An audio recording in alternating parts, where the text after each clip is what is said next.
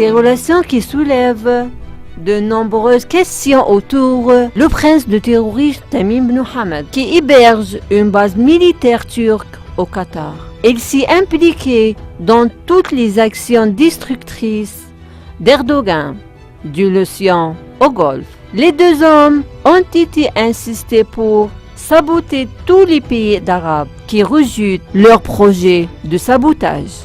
Erdogan, qui est devenu sans crime, rivalise d'ingéniosité avec les sionistes.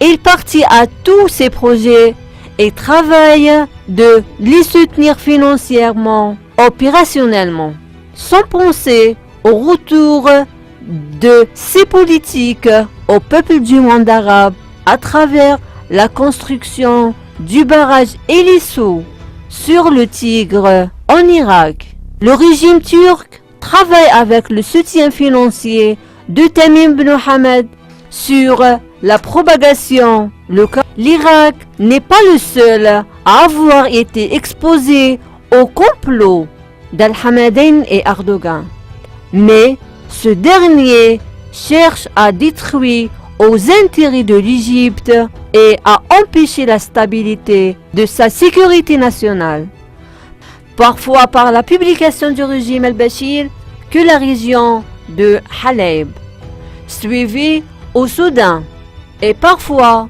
par la pression exercée par le gouvernement chypriote dans le dossier gazier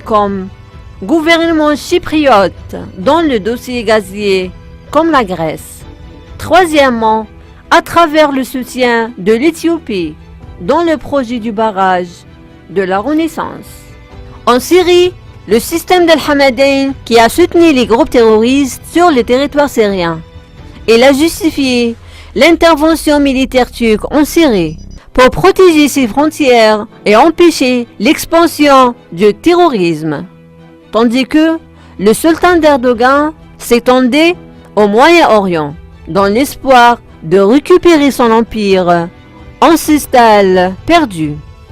Récemment, en Turquie, les complots du Tamim et Erdogan étaient présents contre l'Arabie Saoudite à cause de la disparition du journaliste saoudien Jamal Khashoggi, où Erdogan et Tamim exploitent l'affaire pour inciter l'opinion publique mondiale contre Riyad à travers les médias des deux pays qui publient des fausses informations contre le royaume pour le provoquer dans la scène internationale.